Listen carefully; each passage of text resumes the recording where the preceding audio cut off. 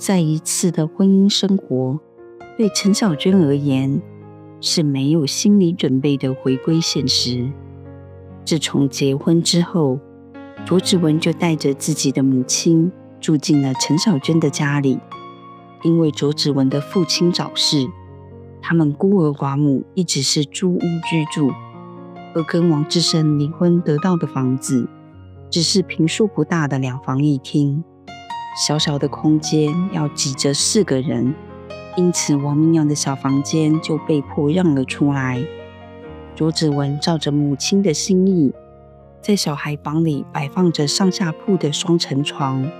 並要求王明陽睡在上鋪，讓原本只屬於小孩的生活空間慢慢被吞噬掉，最後被睡在下鋪的婆婆給佔據了。陳小娟把一切都看在眼裡，每一次她都在心裡打鼓着，擔憂小孩會不會跑來跟她抱怨。她總是在心裡煩惱着，要怎麼安撫小孩的情緒，才不會讓他在這段婚姻裡變得難以取捨。但是小孩王明陽從來沒有跟他抱怨過一句，他只是變得不愛待在自己的房間。如果從安親班回來還有功課要做，他會乖乖的把餐桌當成書桌，沒有讓陳小娟有過一絲為難。也許是小孩太過貼心，陳小娟總是會在有壓力來臨時，因為小孩一個懂事體貼的舉動，而逐漸放下心裡過不去的坎，日子就這樣充滿壓抑的過着。直到她意外發現她懷孕了，陳小娟沒想到自己懷孕會如此容易，才結婚3個月，她就懷孕了。她看着顯示2條線的驗孕棒，感動得像是第一次懷孕般，淚水在眼眶中打轉着。因為這個新生命的到來，就代表她和卓子文之間從此有了羈絆，他們以後就是真正的一家人了。為了宣布這個好消息，陳小娟特別向老闆請了假，做了一桌好菜，等着卓子文下班回家。晚餐開飯前，當她開心地說出自己懷孕的喜事，如她所預想的，卓子文和婆婆都很開心，連王明陽也興奮地摸着她的肚子，似懂非懂地跟她要求想要一個妹妹。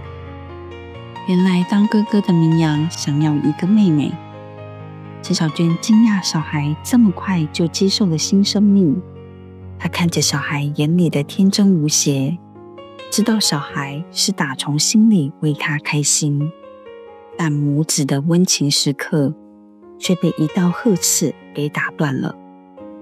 小孩子不要亂講話。聽到王明陽的童言童語，坐在客廳沙發上的婆婆立刻斥責：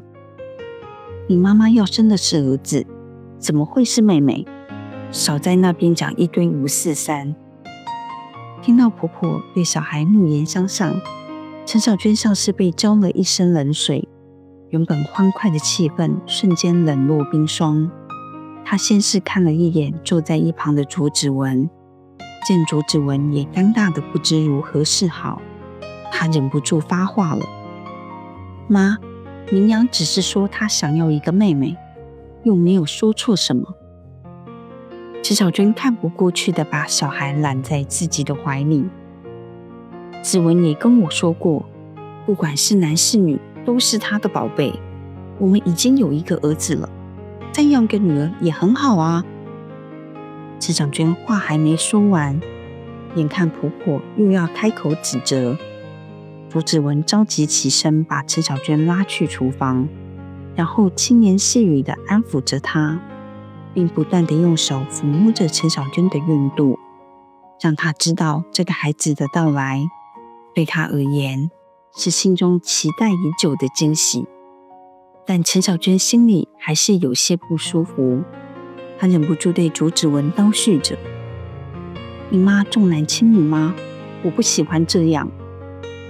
陳小娟想起自己的小時候，每次都要因為哥哥的存在，自己永遠被排在家庭的次要選擇，讓他從小就覺得自己是不被重視的孩子。如果他生了女兒，他一定不會這樣讓女兒受委屈，他會讓女兒過得有價值，不用祈求別人憐愛，也有過上好日子的權利。他反抗地撥開卓子文輕撫他身子的大手，但卓子文接下來說出的話讓他着實無言以對。明陽就是男孩子啊，你在這邊計較重男輕女這件事也太奇怪了吧？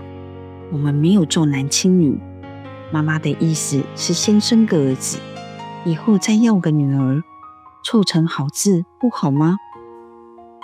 卓子文見他氣得鼓鼓的臉頰，一臉陪笑着輕撫着他的肩背。可是我們有明陽了啊，再有一個女兒也是湊成好字，不是嗎？池小娟仍是不依不饒地說着，完全沒有注意到卓子文輕皺了眉頭。好了好了，卓子文溫柔地對着陳小娟笑道，你剛剛對媽媽的態度是有點過頭了，等一下記得跟媽媽低個頭，好嗎？陳小娟還想再抱怨幾句，但卓子文親吻着她的臉頰，好聲好氣地安撫着她。在大人視線看不見的角落裡，王明陽看着媽媽沉浸在婚姻的幸福裡，他低着頭注視着自己的手心，然後像是緊握着什麼又鬆開。再抬眼看到婆婆對她嫌棄的眼神，她只能撇撇嘴，走去餐桌旁的碗櫥裡，拿出晚餐要用的碗筷，懂事地擺放在餐桌上。吃晚飯時，池小娟不知是不是心理作用的關係，總覺得飯菜有些令人反胃，因此她總是夾菜給小孩吃，自己卻吃不了幾口。婆婆的眼睛盯着陳小娟為小孩夾菜的舉動，卓子文見狀，連忙主動夾起媽媽喜歡吃的青菜，放進媽媽的碗裡。媽，你愛吃這個，多吃一點。婆婆看着兒子對自己的關心，立刻眉開眼笑地說，子文，你也要多吃一點，你最近瘦了，媳婦啊，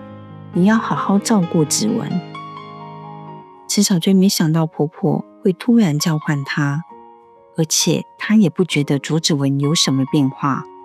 她勉為其難地微笑以對。此時想喝湯的王明陽起身想要舀湯，手裡還抓着筷子，正想拿起湯匙時，就被卓子文厲聲糾正，不要手抓着筷子舀湯，看起來很沒教養。這是第一次卓子文這麼兇地對小孩說話，王明陽整個人被嚇了一跳，本來已拿起的湯匙又摔落在碗裡。看着王明陽慌張的樣子，卓子文嫌惡地發出不耐煩的聲音。陳小娟錯愕地看着卓子文，但她卻看不見卓子文有任何抱歉的意思。她只好柔聲地跟小孩說，沒關係，媽媽幫你盛湯。這一點微妙的改變，漸漸變成他們生活中的日常。隨着陳小娟的肚子慢慢大了起來，卓子文對小孩王明陽的不待見